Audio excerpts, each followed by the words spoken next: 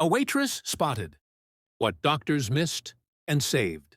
A billionaire's son's life in minutes. It was a chilly November evening in New York City. The kind of night when the streets glistened from the faint drizzle that had just stopped. The city was alive with motion. Yellow cabs honking, the distant wail of sirens, and people rushing to get inside the warmth of their apartments. In a quiet corner of Manhattan, a small but upscale restaurant. The Golden Olive glowed softly under the streetlights. Inside, the smell of roasted garlic, sizzling steaks, and fresh herbs mingled with the faint aroma of espresso. Amara Okafor, a young African woman from Lagos, moved gracefully between tables, balancing plates and orders with the effortless precision of someone who had been doing this for years.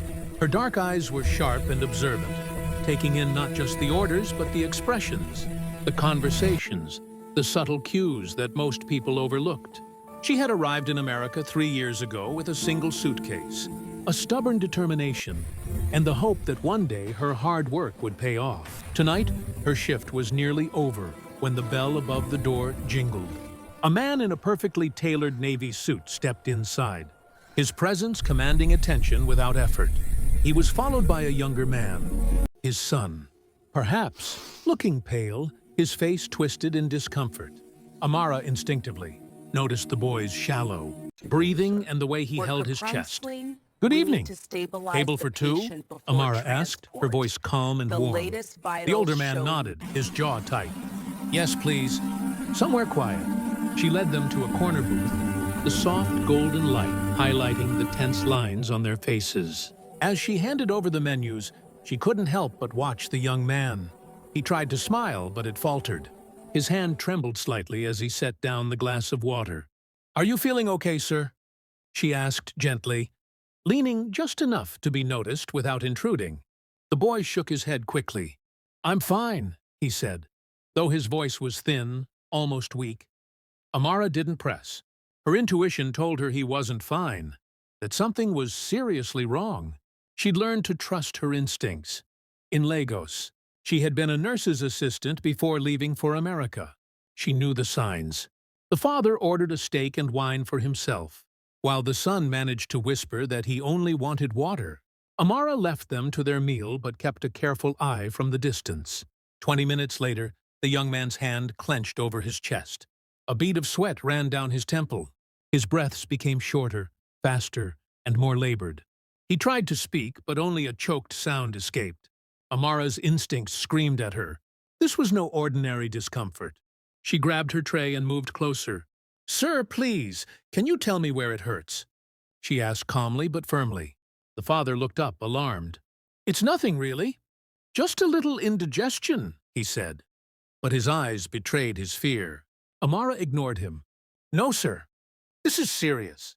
You need help now." She pulled out her phone and called 911 while positioning herself next to the boy, her hand on his back, helping him sit upright. Minutes passed, though to Amara, it felt like an eternity, before the ambulance sirens finally screamed through the streets. Inside the restaurant, tension thickened like a storm cloud. The father, normally composed, was pacing, muttering under his breath, a mix of fear and helplessness. The boy's lips were pale, his eyes wide with panic. Amara knelt beside him, guiding his breathing, whispering gentle reassurance, though her own heart pounded in her chest. When the paramedics arrived, they were efficient, professional. But Amara noticed something that made her stomach drop. They followed the standard procedure, hooking the boy to a monitor, taking vitals, and administering what they thought was correct. But Amara saw it immediately. They had missed a subtle but dangerous symptom, the early signs of a cardiac anomaly that could turn fatal in minutes. "Wait," she said firmly, stepping forward despite the flashing red lights. "He's not just having indigestion. You need to check for an aortic dissection. It's rare, I know, but I've seen it before, please." The paramedics exchanged a quick glance. Her confidence, her calm urgency made them pause. They asked her to explain, and she did, describing the signs she had observed. The tearing pain in his chest, the way he clutched his upper back, the shallow, rapid breathing. One of the paramedics, called it in to the ER team as they loaded the boy into the ambulance. Every second counted now. Amara climbed into the ambulance beside the boy, despite the father's protests. "I can't just stand there," she insisted. "I've seen this happen before. He's in danger." The ride to the hospital was tense. Monitors beeped, paramedics moved swiftly, and Amara remained focused, her hands steady, her voice calm as she coached the boy through the pain. By the time they reached the emergency room, the medical team was already on alert, thanks to her intervention. The lead doctor looked skeptical at first. A young African woman recommending a course of action in a billionaire's emergency could have been dismissed. But the boy's worsening condition left no room for doubt. They rushed him into surgery. Hours passed like days. The father paced the waiting room, pale, muttering prayers under his breath. Amara sat quietly, her own hands trembling slightly as she prayed silently, hoping the boy would make it through. Finally, the surgeon emerged. His face, usually stoic, carried a rare smile. "He's going to be okay," he said. It was touch and go, but thanks to the quick recognition of the symptoms, which, I'll admit, we might have overlooked initially, he survived.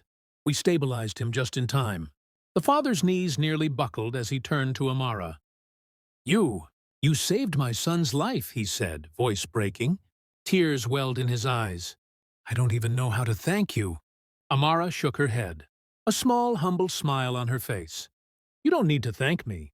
I just did what I knew was right. I couldn't watch him suffer and do nothing." The boy, now pale but stable, opened his eyes and whispered, "Thank you. Thank you so much." That evening, as the father held his son, Amara stepped outside into the cold New York air. The city buzzed around her, oblivious to the life-or-death drama that had just unfolded. She pulled her scarf tighter, her mind swirling with disbelief and quiet pride. News of the event spread rapidly, eventually reaching the Billionaire's media team. Headlines screamed across social media and news outlets. Waitress saves billionaire's son after doctors miss early signs. Interviews followed, and the world wanted to know more about this remarkable young woman who had noticed what even experienced medical professionals had missed. Yet Amara remained humble.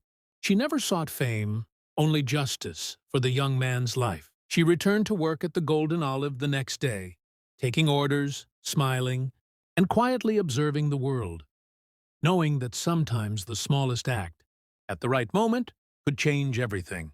Weeks later, the father insisted on meeting her properly at his private penthouse. He offered her a job as part of his personal foundation, medical initiatives, and a chance to study medicine in America, fully sponsored. Amara refused a moment before shaking her head. "I appreciate it," she said, "but my place is out there, helping people where I am. I just want to keep doing what I love, and what matters." Still, the billionaire insisted, finally relenting and offering her a scholarship instead. "The world needs people like you," he said, "people who see what others miss." And so, Amara's life changed quietly but profoundly. She continued her work as a waitress, but now every customer she served was met with a woman who had touched the life of a billionaire's family, not for glory, not for wealth, but for the simple courage to act when it mattered most. Her story became an inspiration, a testament to observation, courage, and the unwavering power of doing what's right, even when no one is watching. In the bustling streets of New York, she walked with her head high, knowing that sometimes being in the right place at the right time wasn't luck. It was courage, intuition, and a heart brave enough to act.